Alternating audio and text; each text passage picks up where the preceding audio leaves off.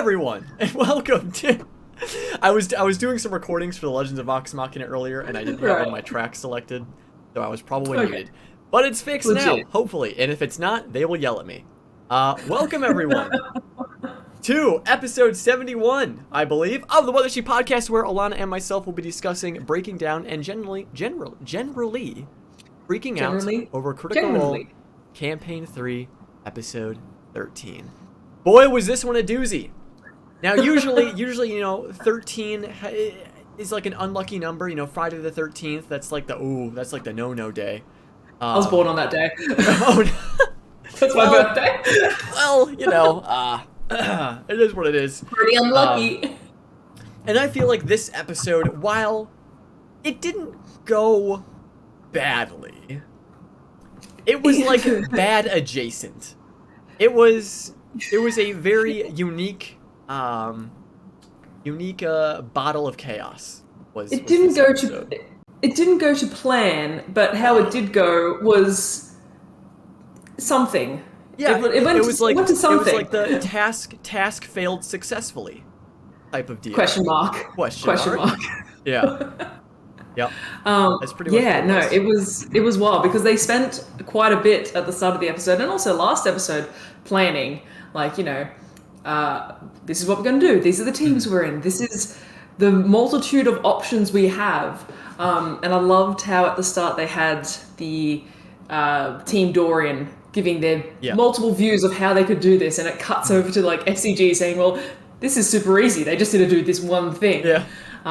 It's like calling them out, like metagaming in the best possible way. Yeah. I think Travis at one point made like the metagaming pigeon noise. Like, what's going on in here? Like, but yeah, I mean, it's tricky because they've been presented with this difficult task, and how are they going to actually do it? And exactly. Plans don't always work. And honestly, when it comes to plans in D&D, I feel like it ultimately eventually devolves into just winging it. Like, it does not matter how well you plan, you will always end up just having to wing something. Something's gonna go wrong, and that's just the nature of it. Wing the whole thing. But I think my favorite player to watch that evening was Sam, because he just looked so stressed the entire time.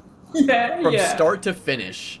He was like, whenever Fern and Dorian were like planning something or thinking of something to do, FCG or Sam was always just like, no, just do it this way, just do it like this, it's so much simpler this way. There was a lot of that. I think also because Sam, he's always been such like a strong support player, like he wants, and he's also been that old kind of agent of chaos of like, no, just do it, go for it, it's fine, like this is what we're doing now, this is the plan.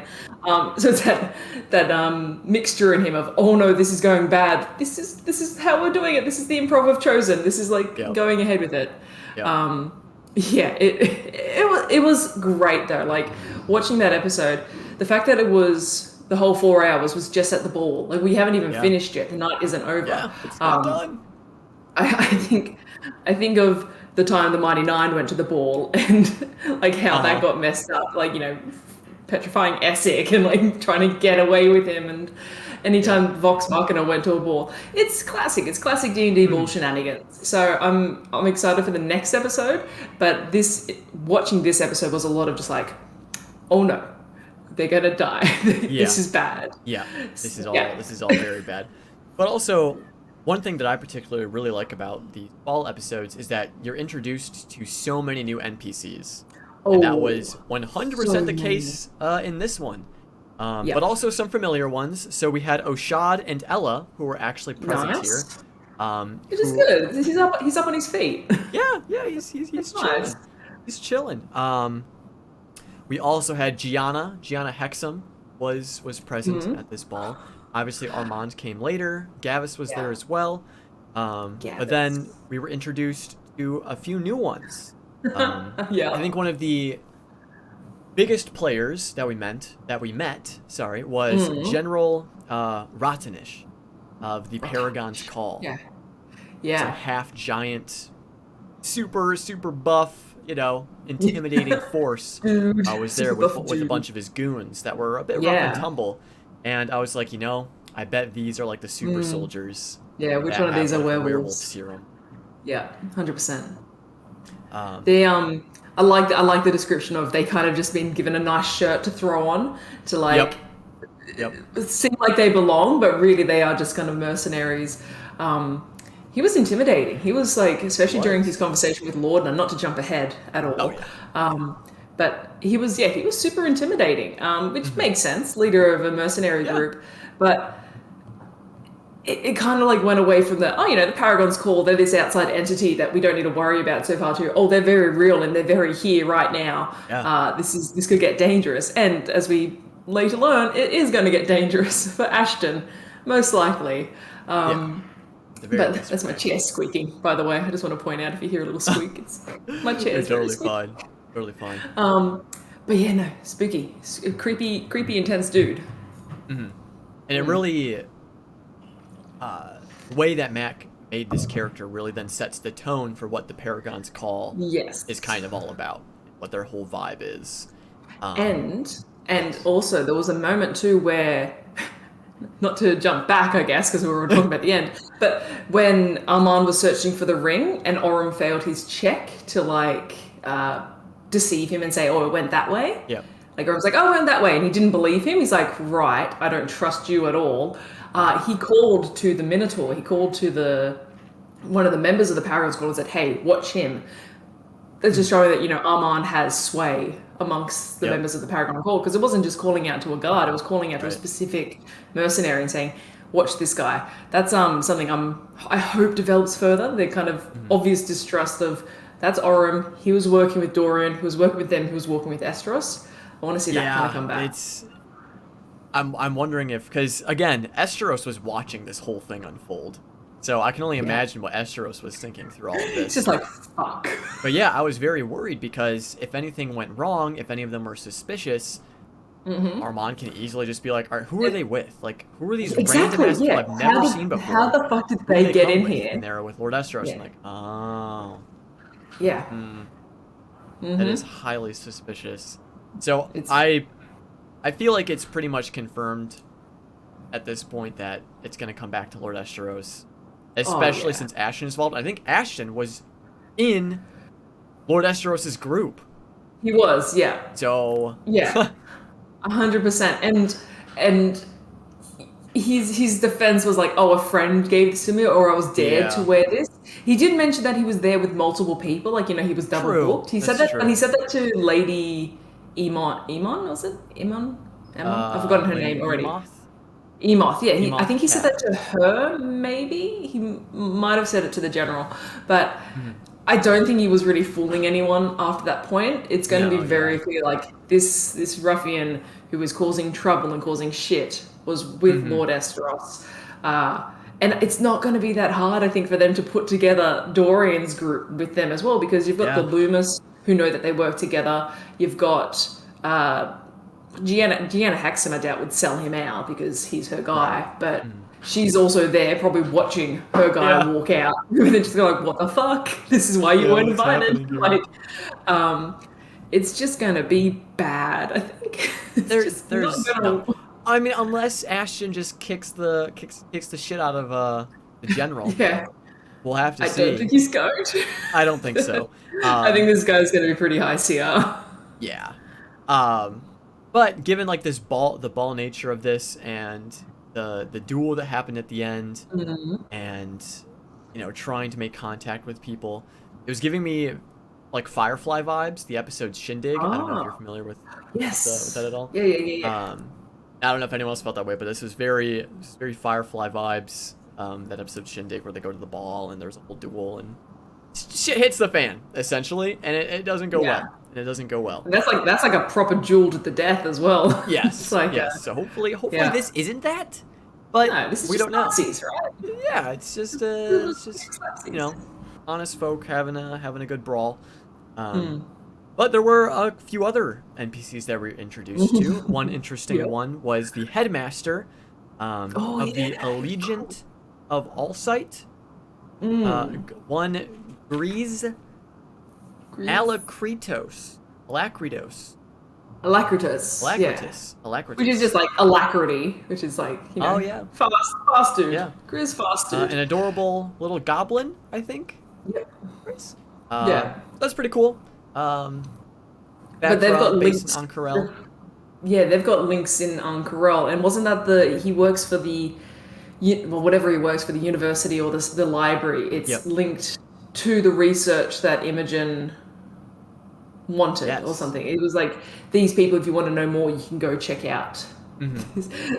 Look at all the detail I'm giving in my description. These people, go check them out if you want to know information about this thing. Yeah, I mean that's People know basically what what we're it was. talking about. Yeah, it was. You can pair off with this university if Yep. you want more information, which is a nice little in. It's a nice little, oh, we know someone.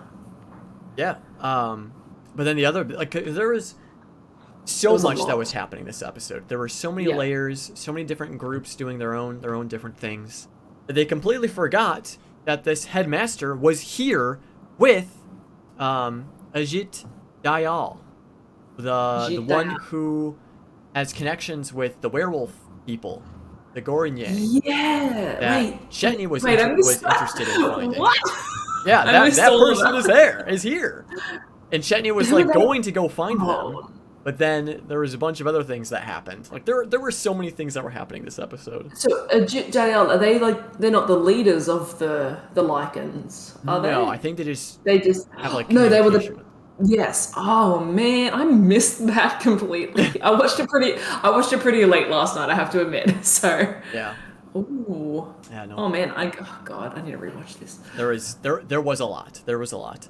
But There was a lot of NPCs. a fun NPC, well, depending, but a fun Easter egg NPC was one Preston Drodelon, the Lord My God. of the Quad Roads. Alana, do you want to, for those that don't know this deep lore, do you want to tell the people at home how this individual became the Lord of the Quad Roads?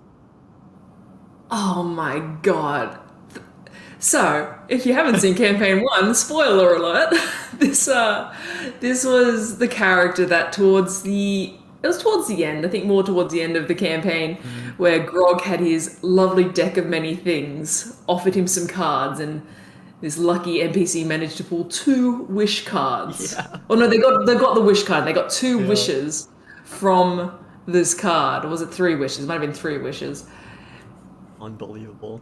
Unbelievable. This random NPC, random vagabond kind of NPC in the street wanting to be the Lord of the Quad Roads, suddenly getting immense wealth and power, and now they're back, what, 30 years later? Yep. That's so amazing. Absolutely amazing. 3 wishes, yeah, 3 wishes. 30 years later, back here with all this power and seemingly, I like how Matt kind of described, seemingly losing some aspect of their grace or their power or their dignity, not dignity, their establishment, I guess. But we've got to think, yeah, 5 years. 5 years is the setup for this NPC. We've got to think, do they still have wishes left? Like, we only know 1 wish that they used. I don't know. Could this be like almost like a makeshift genie-esque? Like they know someone, Yeah. well, they don't know that they have wishes, but there is this guy just hanging out that has a couple of wishes spare to go. I like that concept. Yeah. But that was wonderful. Them freaking out at the table when they figured out who it was. as soon as he had said, I'm Lord Preston Jordan of the Lord of the Quad Roads, Travis immediately Kingdom, was like, yeah. wait a minute. Hold on. It was like a wave yeah, across the and table. then the wave. Yeah. And then Sam texted everyone else on the other side, and then it just happened all over again. It was so good. It was wonderful because that's just a fun callback. It's a fun callback to like Grog and the fucking cards, because that just led to so much chaos every time. And yeah, it's like such a good pull from Matt. Yeah. Such a good pull. Yeah. He's really good at pulling all these NPCs back into it. It's so fun getting these little Easter eggs. And he was exactly how I would expect someone who wished for lordship to act. Yeah, he was seemed like he was he was still alright. kind It of was a like- bit. He seemed like he was kind of like out of his element, but he was still like trying to like be confident and like suave and stuff. But it's like everyone knows he's probably a sham and stuff. But, Well, that's it. Yeah, how do you suddenly explain excessive wealth if you like don't have industry or you don't I love have it. any She kind was- of trade? He's just like, 'Cause- I belong. Because Fern was like, "How did you become a lord?" And he was like, "Through blood, sweat, and hard work is how I did it." Oh yeah, you sure Yeah. about that? 100%. I loved Ashley too, kind of poking and like saying, "Do you ever wish for anything? Yeah, And do your wishes yeah. ever come true?" It's just like, no, he was kind of sleazy, but like Yeah. not in a super gross way. I think No. Fern was maybe giving the sense of like teasing him a little bit, Yeah. um, Kind of but leaning no, into it a bit. it was great. That was wild. That was completely unexpected. Forgotten about that person. I Yeah. remember when it happened in campaign one and they ran off and someone's just like, oh, that could be dangerous. You've just like made this super wealthy person in the world and then completely forgotten about for 5 years. And Mm-hmm. now we're back. And he's There here. he And is. he's kind of a dweeb. Yeah. But That's not what we get. as big of a dweeb as Cyrus. Because what do you This know? fucking dude. This For fucking whatever dude. reason, Cyrus is at this party, Fucking accompanied him, by bro. Lady Emoth Cad, who was accompanying Yeah. Armand Treshy. Um, So I don't. Yeah, he didn't come in with her. He was just planning to meet up with her or yes. do something with Mhm, her or mhm. And whatever the fuck that means. I love Chetney going after him, being like, "What the fuck are you doing here?" You know, what the fuck? He's like, oh, Uh, I don't know who you are. It's yeah. like, yeah, shut the fuck up. Like, what are you doing? You ain't slick, Cyrus. You're not slick. Mm, Um, but it's interesting that, well, it's. I think because the party was like, we will help you. You lay low. We will try to see if we can do anything about this. And then here Cyrus is at the biggest gala of yeah, Drusar, trying to yeah. solve it himself with Lady Emoth Cad, who, not to skip ahead, we later find out is in league with the Shade Creepers and has some connection to whatever Duggar Yes. went through. This is the thing. We'll get to So that. We'll get to yeah, that. so What Cyrus, the fuck, what the Cyrus? fuck are you doing, Cyrus? Literally, what the fuck is up with that? Uh, so that was just another layer to all of this. So there's the Cyrus layer, there's the Ajit Dayal layer with Oh my connections with god. Chetney. There's still the ring that they need to find. They're still trying to uncover other hidden members of the Shande Quorum. Like there's so many different things that they had to think about in this party. Mm. And then they met Gavis, the face of the Shande Quorum, Oh, who's a I liked very him. interesting character. I liked him. He was a dick, but I Yeah, liked him. yeah, yeah. They were really He's really so cool. fun. Um, but it's like one of those characters that you have to worry about because yes, they are very Yeah. friendly. They are very charismatic. They are very, Mm. they seem to be very carefree and they enjoy a conversation. But when Yeah. with a person like that in that kind of a power position, they will flip, the drop of a hat if And something it's doesn't go their way. the voice of the Shunde Quorum probably for a reason. Like this is Yes. someone that Yep. holds immense power. Mm. They clearly know it. They're clearly kind of loving it. But you're right. I get that kind of real nasty bitch attitude from them. Yeah. I got very strong oh now I'm gonna get the names mixed up. It was like is it Caesar from the Hunger Games? Yes. The Yep. presenter, Hmm. the Yep. TV presenter. I kind of got Yeah. that like air and kind of flamboyancy Yeah. from That's them. a good one. Yeah. But yeah, but 100%. I think there's that drop where they'd be like, "All right, fuck this shit. I'm gonna like Yeah. actually kill some people." Like, Yeah. or not me personally though. I'll get some Oh people yeah. to kill some people for Yeah. me. Of course. But yeah, they were pretty intense, and you could get the sense of even them just saying like, "Oh, I'm bored with this conversation now. I'm moving on." It's like, okay, this person knows essentially what their time is worth, I guess, even if Yeah. it is really dickish. They're just like, yeah, they're about the hustle, Yeah. and it's scary when they're that carefree and that powerful. Exactly. Exactly. Yeah. But then, once all of that was said and done, there were a few like rumors and stuff that FCG was able to pick up, or Orem was, how the Stratus Throne turned down the invite, because I know there were some like backstory, like political shenanigans Yeah. that had been happening like years prior. So that was just an interesting thing to note. But then it was time for the dance. This is when Cool dance. was a cool dance. It was a really, really creative idea that Matt had made. This whole like social dance, get to know each other, to mingle, network is basically what it was. Yeah. But this is when things started to go a little maybe not south, but like sideways, crooked. Southeast. Southeast. Yeah, one kind of southeast in a southeasterly direction. Yeah.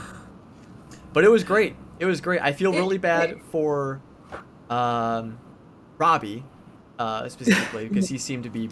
They all seemed pretty stressed about like what to do because this was a pretty big deal. Yeah. So it was hilarious seeing them try to like when one thing messed up, like, okay, what do we do now to fix the situation? Yeah. But then that messed up, like, okay, what do we do? It just kept building up on each other. Because it might have been that type of thing where it's also like, regroup, replan, but in the moment, especially when you're playing D&D, it's like, no, we need to fix the previous mistake and move forward. Like, it's like that sunk cost fallacy of like, we've put so much work in now, we can't give up now, let's just keep going. Which, I mean, it's super entertaining, so job successful. We love to watch it. But it didn't go to plan. The plan was done, the job was done, but not to plan. And I think there might have been like some confusion at the table to begin with, and then it just kind of went from there. Because I feel like first off, Fern's just like, all right, I'm taking the ring. I've got my chance. I'm taking the ring. And it's like, ooh, oh no. And like popping it off the thumb. When Matt described that and he said like you hear a pop, I was like, did she like dislocate his entire thumb?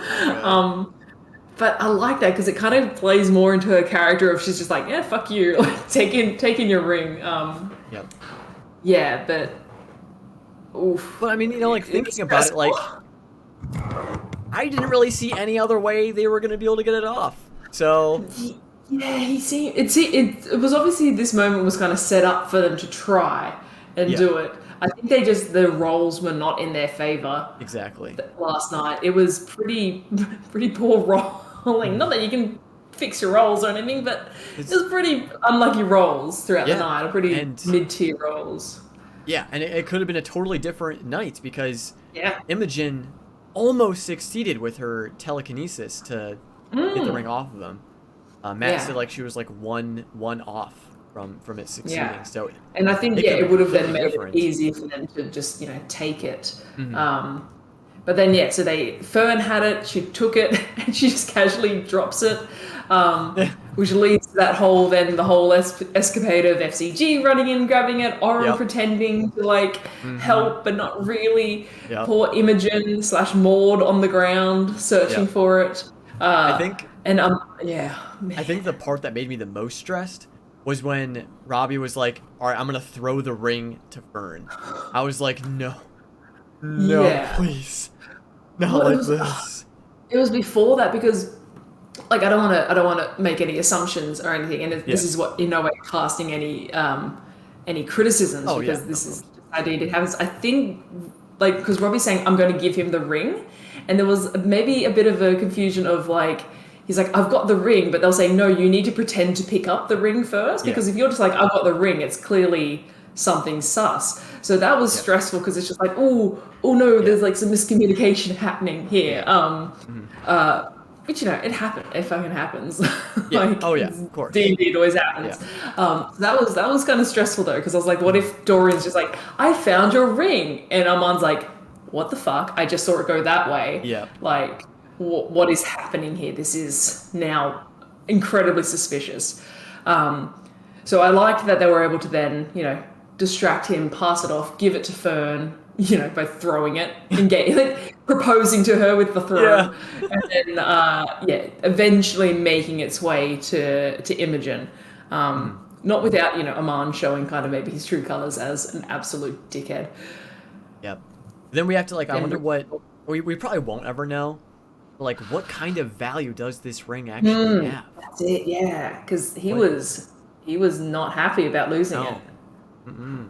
What if the actual ring itself, the real ring, is a super powerful item, or it's Could be. There Well, they is like have it now, right? Someone has it. they do, FCG has it's it. inside FCG, so hopefully he Yeah. doesn't absorb it. Oh, true. Oh, but yeah, Yeah. they should Like a platinum definitely ring, do he's like gonna. an identify or something on. Mm, Could be yeah. pretty pretty big, a pretty big ring. But I also worry that if this is something that is so uh, recognizable or so important to him, he would notice if it's a fake on his thumb. Because Yeah. Essos is like, it's been made to look identical. But Hmm. there's something about, having a ring that you wear, or like having, like, I mean, I wear the same watch. I've worn the same watch for 10 years. If someone were to get me a replacement watch that looks exactly the same, I'd be like, I think I'd be able to tell that it's a different watch. Like, unless Yeah. you are able to completely mimic it, you're going to know that there's something wrong with it. But, Yeah. whether or not Matt plays that up or not, I think he might be a bit kind and not do that. Yeah. Yeah. Especially because going off of that, if it is magical, like his actual ring, his decoy one isn't going to have that Yeah. enchantment. So it's going to be pretty obvious that it was switched out. So either Matt plans for that, so that Armand always was going to know that his ring was switched, or it's just not magical and it just That's has like like a really- sentimental value. That's given me like a really cool idea for like a session, a D&D session of a party needs to steal a ring, and when they do, it's like a polymorph ring, or it's like a change shape ring, and when they take it off, the creature like reveals itself. I was like, imagine if they take the ring off and it was like a fiend or something. Oh shit. Didn't happen. Cool idea. Free That to is use cool. it. Oh yeah. Oh Yeah, man. that'd be really cool. But I was, because we had talked about this last week, but one thing that didn't happen that I was worried about was that there was going to be some like climactic event that happened here, like some kind of like an attack or something. And I mean, there's still time for that. We're still at the ball, so I guess there technically still is time. But we didn't get it. Didn't get it that episode. So hopefully that there's enough excitement that happened that Armand will be like, you know what, call it. You know what, don't do the attack. Hold off the dragons. Don't do it. Yeah, hold the Yeah. dragons. This night was hectic enough. We'll do it some other night. So hopefully that is the case. But I did really like Laudna's conversation with. Yes, that was really cool. Especially revealing that the general is a follower of the Raven Queen. Which is What is it with kinda these? What is it with these like big buff dudes with less than stellar moral choices following the Raven Queen? I know she's kind of like a neutral deity, but she's also she's not an evil deity. No. I said deity before. Deity. She's not evil. She's kind of neutral, but we've got like he seems like a bit of a odd choice to follow her, I guess. Who was it? It was a wolf. Aidwolf was a follower of Raven Queen. I guess that's true though. For any religion in D&D, you can have dickheads follow them and claim to be followers of the Dusk Mother, but really they're just like meh. It's a nice shield to hide behind. Oh. Yeah. Because Because he's wait, no, go ahead. sorry, because his symbol was like a golden beak, which seems very flamboyant for the Raven Queen. It seems very kind of ostentatious, which kind of it gave me that sense of falseness of, it's like I'm not going to make any real world illusions, but it's that falseness of having a gold symbol for this very kind of sensible god, which makes me think, maybe they think they're a true follower, but maybe their morals aren't fully aligned. But they did cast allusions towards Lorna being this undead entity of saying you travel between the two worlds, which isn't great. It isn't.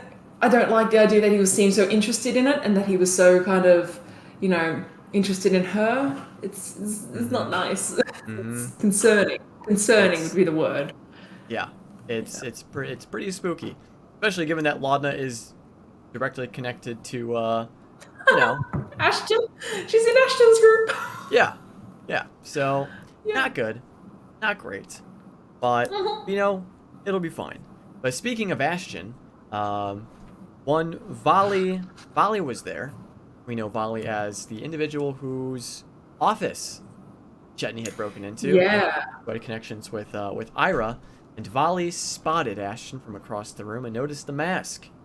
Mm-hmm. Yep. Mm-hmm. Yep. And then sent ye old general to shake him down. I've got to make this. I've got to make this meme and put it on Twitter or something. But it reminded me of that Always Sunny episode of. I don't know if you've seen Always Sunny, but the meme of Mac and Charlie looking at each other from across the restaurant, like just looking eyes and seeing each other. I got that like strong sense of like you, like just pointing at each other. Yeah, that was good. And then Ashton like really played into it, which I like, but it was like almost. It then kind of destroys his story of, oh, someone just gave this to me as a joke, because he really played into like the bowing and the kind of antagonizing them with the outfit a bit. And as Felice says, Ira also blew up the tower, so this is Yep. So there's a lot of stuff happening here. But then we had the slap fight that they exchanged. I like it. It's a classic duel. It was a shame they didn't have gloves to slap each other with. Yeah. Like I slapped my glove at you, sir. But I guess to help give the people a better visual of what it was exactly that Volley saw, let's take a look at some fan art. Hey. Specifically yours, because yours gives us a very good visual of what exactly caused Volley's blood to run cold. So let's take a look here, switching over to this. Oh man, it's a killer art by Hot Scythe. At I think it might be Scythe on Twitter. It's flipping off either Volley or the general in this one. I got very like, I mean, it looks very Joker-esque. I think it's just because the colors, the green and the purple. But it's just such a cool visual. Terrifying. Yeah, that is very Nightmare King. And Stormy Boy in chat saying the fact that Tao forgot about wearing the mask. Oh yeah, out and saying like, super incognito. Is like, yeah, but you're wearing the Nightmare King mask. He's like, oh yeah, I am. Oh yeah. Oh awesome. My god. Yep, I forgot about that. There were a lot of really funny like small moments in that episode. That was definitely one of them. So good. So cool. So yeah, very, very well done here. My art has more or less nothing to do with the episode.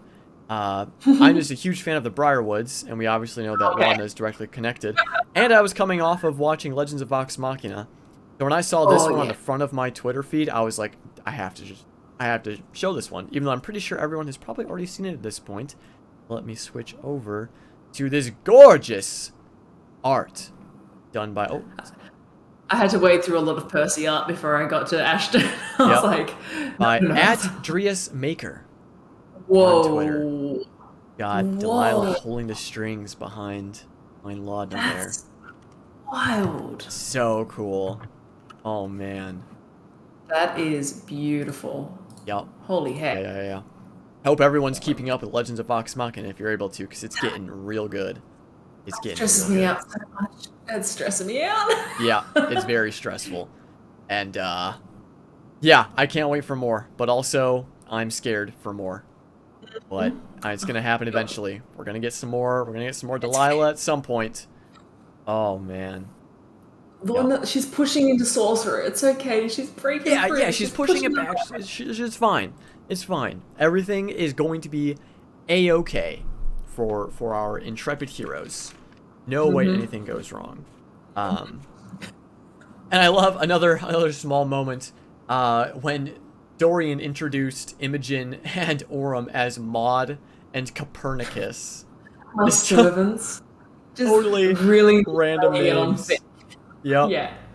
Maud and Copernicus. But then I love how Laura like really played into that like servant like vibe, I guess, because then like later on when Dorian had introduced Imogen as his servant to Gavis, Gavin was like, "Can you go and like fetch me a drink?" Like towards Imogen and stuff. Just Yeah. oh god. They made the joke too later because Imogen left to get the drink, and then Yep. someone tried speaking to her. She's like, Imogen's not here. And Yep, I don't know it's who only it Maud. might have been. It's only Maud now. Yep. Imogen's gone, only Maud remains. Yep. The origin story, the villain origin yeah. story. I love that. I love the kind of shit she was giving back to Robbie for, saying like, no, it's fine. I'm the servant, I guess. He's like, I knew you were mad about it. Yeah. Yeah. It's fun. Laura's great. So we have all of that stuff. We have the slap fight between Ashton and the general that went down, and then the duel that they're going to have. But we also had Chetney going after Cyrus and then stumbling upon Lady Emoth Cad with a few familiar foes. What do we think about that? So we found out because he initially tracked her, and we saw that she was doing some creepy movements. She was doing, spooky lady movements, moving super fast and shutting the door. And he's like, okay, weird. I'm going to back off from this. And he got that sense of, musty, moldy smell from her, which is already, setting off alarm bells. Like, that doesn't sound good. Nope. That's bad. Nope. And then remembering, I think when Matt said, you remember someone kind of distracting the guards for a moment as you left, and thinking back, it's like, oh yeah, that sounded like Cyrus. I think that was probably one of the most stressed I was in the whole episode. I was like, what is this fucking idiot doing? Where is he? What is going on? Yep. Oh, so when he goes back and he can't find him, it's like he has to be in the room. He has to have gone in there, seeing that the lock was broken too. It had like previously been unlocked. Makes me think that, Cyrus isn't necessarily working alongside Lady Emoth. He's working against her, which to see her then still established in the room and, not taken care of or to whatever extent, and she's still just working, doesn't bode well for Cyrus. No, because then we have to, how did Cyrus even get into contact with this individual? So my theory is that he's still with the Corsairs, the Hubbard Corsairs, that they made a connection between Duggar and her potentially. Yes. Maybe they were tracking the Shade Creepers. Maybe they explored a tunnel, and they're like, okay, this is a figure of interest. Maybe Cyrus, maybe they sent him to do it. I don't think they would, though. He doesn't seem like the best choice for that. Not really. Or maybe he heard it and thought, oh, I can make a connection here. I don't know. This guy's he's lovely. He's super, let's say that. He's super lovely. But he's dumb.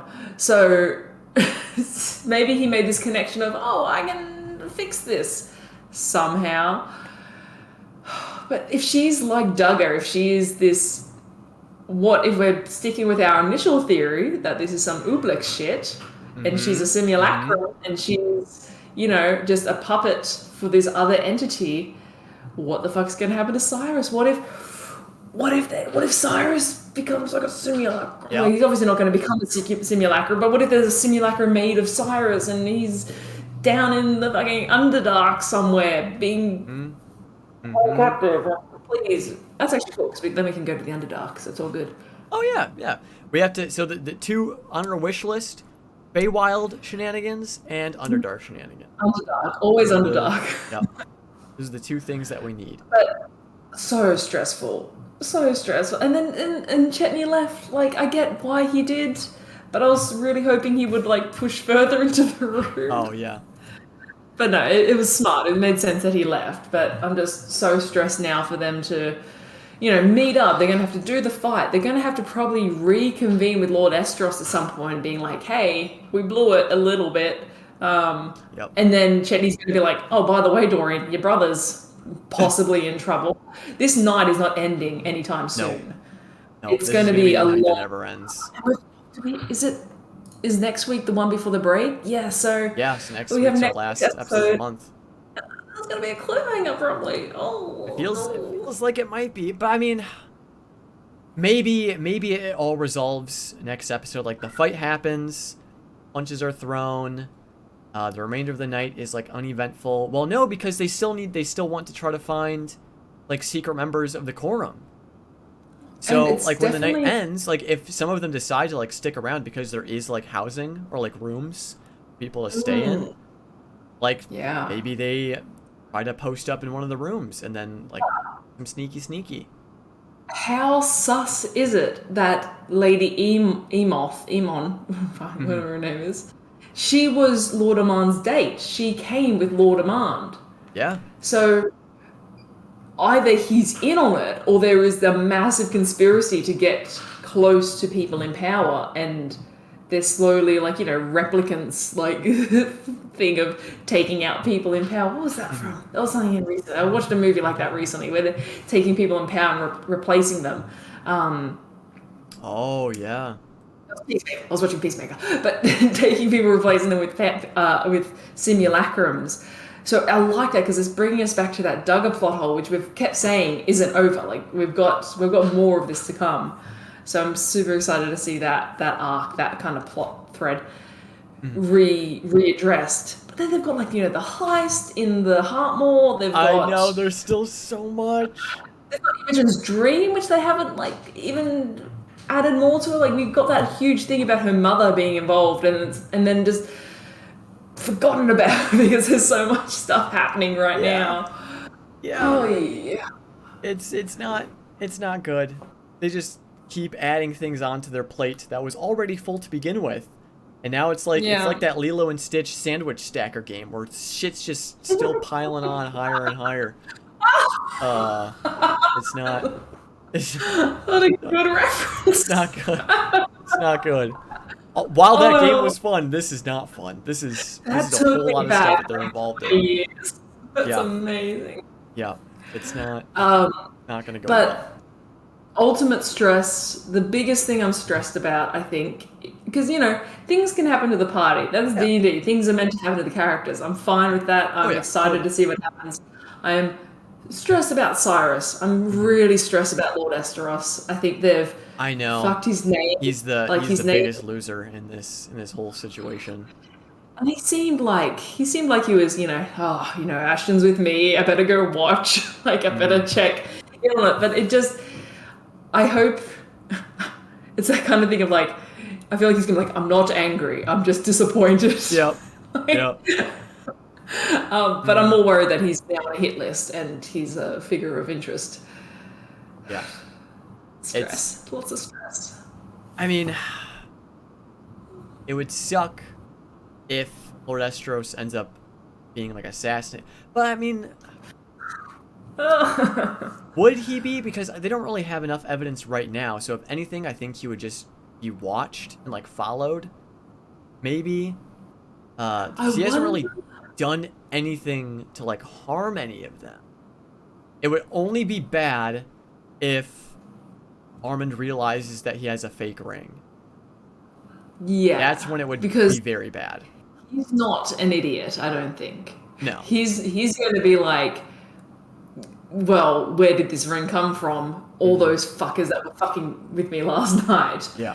and messing around with the ring. He's got bad vibes from Orem. Yeah. He might be dickish enough to forget about Imogen, but Hmm. I don't think he's dickish enough to forget that Imogen was with Dorian and Fern, the one that actually took the ring, and the Yeah. ones that were so eager to meet with him. Like, he's not dumb enough to ignore that information. Hmm. And then it would not be hard to place them with Lord Estros's group because they're an established party at this point. They don't have a name, but they're an established party at this point. Soon. People around Someday town soon. know about them.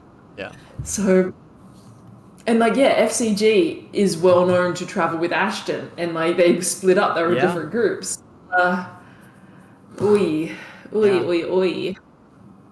And FCG will clearly be one that they remember because most of them, like even Gavis was like, "Oh my god!" Like they're I feel kind of bad for FCG, like, because we're on the train, we're on the same train of thought here that FCG going to be a real boy one day, Oh yeah, like, totally. and they've got a soul and they've got a personality and they've got like a sentience that Yeah. makes them a living creature. Hmm. So I feel bad whenever it's kind of funny, but I feel bad whenever someone's like, oh wow, what a Robert that's talking, like, Uh, they just kind of play along. They're just like, yeah, sure, like. I feel like, oh, FCG, I want you to be your own person. Yep. Not just. I mean, it's useful. It's definitely useful, but it makes me sad. It makes me sad. They don't get no respect. Yeah, they're basically just seen as an automaton rather than as Yeah. FCG. Yeah. Yeah, that. I was worried about Dorian because he had introduced himself as, Bronte, second son, Vulcan Squall. I was worried there were gonna be people there that recognized him, but it seemed like we were able to dodge that for the most part. There was that one individual. I don't think I wrote down their name. Maybe that was Preston, who had approached Dorian early on in the episode. That might have been Preston. That was Preston. Okay. Okay. Yeah. And then it was because I think they called out like the "Hey, you don't look like you know what you're doing" sort of thing. Yeah. Like, but I liked, and again, leading more to the stress of how many people reacted to Estros's appearance. This was like a what kind of thing? Like, oh my gosh, he's here. So that leads to the stress of people are going to pay attention to who he turned up with. And exactly. Really good. Everyone's going to be like, oh look, that's Estros's bodyguard about to be beaten bloody by the leader of the Paragon's Call. Weird. Yeah. So.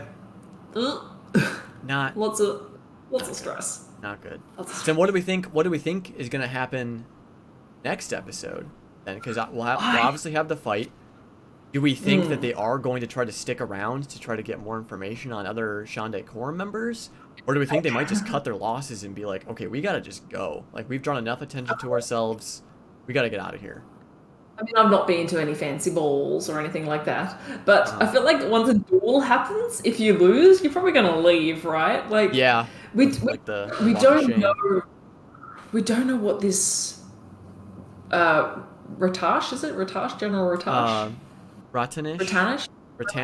Yeah, we don't know what their deal is. We assume they're some kind of.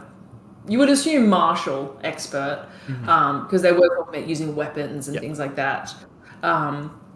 Maybe some kind of fighter, maybe some kind of possibly a barbarian themselves. But it'd be cool if they were a monk. Wouldn't it be cool if they were a monk? But we get the sense that they're probably going to be able to handle themselves in a fight. And I feel like the leader of the Paragon's Call, is going to be quite tricky to deal with.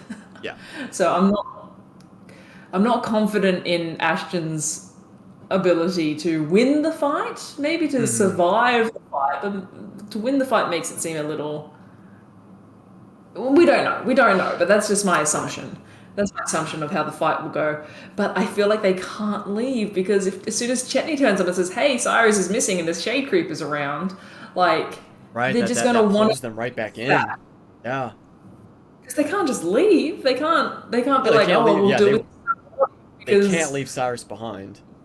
Dead by that point. Yeah. If they get kicked out. Oh, what if Armand's like, you broke my thumb, get out, sort of thing, like the burn and yeah. He could do that. He probably would. Stress. He probably would do that. Stress. So I think, I agree. I'm not very confident that Ashton will win, but he does have assistance from FCG who created that like symbiotic link or sympathetic bond. And I suppose Rage will help as well. Yeah. So, I mean, maybe Ashton can win. That would be huge. I feel like that would be like a weight of stress kind of relieved.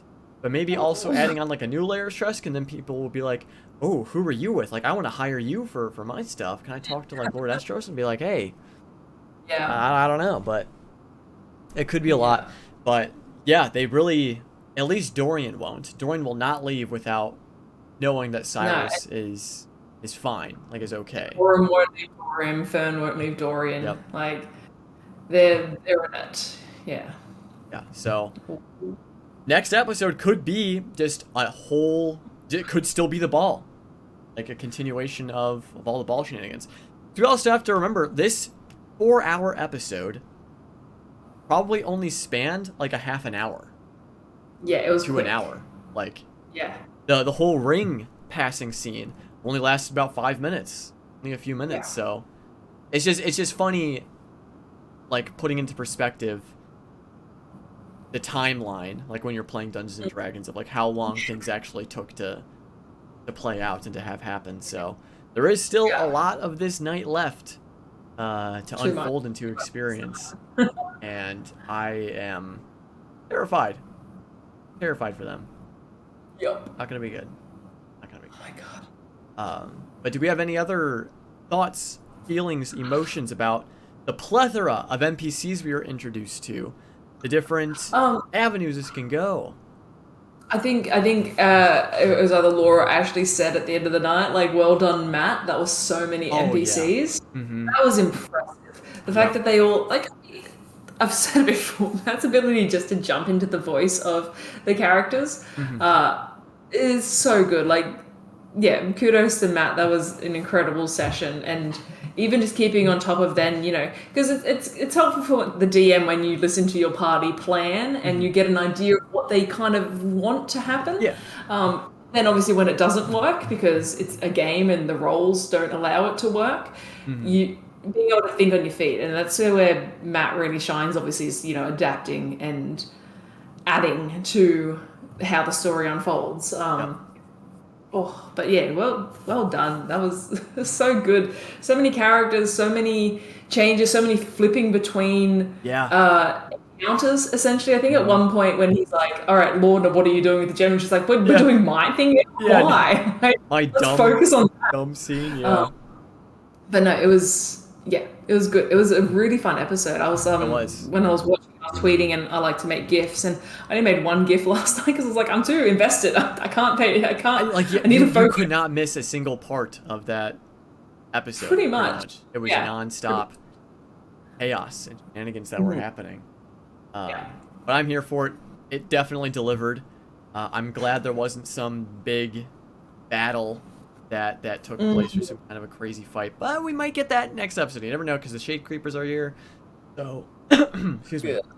So it could get really bad really quickly. Yes. And like you were saying before, next episode could end on a cliffhanger, because, you know, that always has to happen whenever there's like a week off. So yeah. I was grateful for this episode being a bit shorter. 4 hours is nice. The last two episodes have been over 5 hours, or close to 5 hours. Very long. It was tricky. But this was a nice, succinct, almost bottle episode. Yeah. Just the bottle's extending to next week. Yeah, it's a long one. Yeah. It's a long one. But I'm here for it. But is that all? Is that all we've got for this one? So, I'm taking a quick glance over my notes. It's kind of a shorter episode, or like in terms of the podcast, because there wasn't a whole lot that happened. Yeah, there was one. Really, it was the ball, and then just all the little mini accounts that happened in it. So I think so. Yeah, that's pretty much it. Oh, there was like no moon references. We got away without talking. Well, we didn't, because I'm just now. Ew. But we got away without talking about the moon. Yeah, is this the first time, like in a while, that we haven't mentioned Brutus or Tharizdun? Well, we've done it now, but oh yeah. Whoops. I was going to say a T word. Well, I've ruined it. I've ruined our track record for this episode. That's all right. We'll shoot. Christ. We'll shoot for next week to not mention Tharizdun or Brutus, but they're gonna be outside. They're gonna be in the light of the moon, so chances are. Or tie on like, oh, I can't wait for the ball. I'm so excited to sow my chaos. Yeah. So we'll do our best, but our best is never good enough. And with that, we will go ahead and call this one a wrap. As always, thank you all so much for joining us. Those of you who joined us in chat, thank you for hanging out, talking with us, sharing your thoughts and feelings about it. Thank you to everyone who's going to be watching this on YouTube or listening to it on Spotify or Anchor or wherever else this podcast may find itself. We appreciate all of your support. But if you are looking to support us further, be sure to follow us on Twitter. That is going to be at WhatTheSheepPod on Twitter. We post when we're going live, and that's pretty much it. So if you're wanting to just stay up to date on when we will be going live, that is the best place to do so. A link to that will be in the description of this live stream, as well as the YouTube video. So thank you to everyone who comes out and supports us. It does mean a lot to us. And as always, don't forget to love each other. Spread the love to everyone you meet, everyone you see, especially with Valentine's Day coming up. Make sure you're doubly spreading the love then. Make 2022 the year of spreading love. But most importantly, don't forget to love yourself. That is the most important thing you can do. So make sure you're taking care of yourself. Drink some water, eat some food, get plenty of rest. I'm proud of you. Once again, thank you for being here. So, with all of that being said, I hope you all have an absolutely wonderful rest of your morning, day, evening, wherever you may be on this glorious earth. And we'll see you all very soon. Bye, everyone. Bye. I would just like to take a second to give a huge shout out to all of my Patreon supporters. Thank you to my expositors, Leah, Olivia, Sean, Pseudonym, and the DM's Den. Thank you to my archivists, Annika, Daniel, Elliot, Emerson, Melissa, Noel, and a huge thank you to all of my high curators, Adam, Andrea, Caleb, Dustin, Rin, and Sylvia. Thank you all so much from the bottom of my heart for showing your support on Patreon. It truly does mean a lot to me, and I hope you all have an absolutely wonderful rest of your day.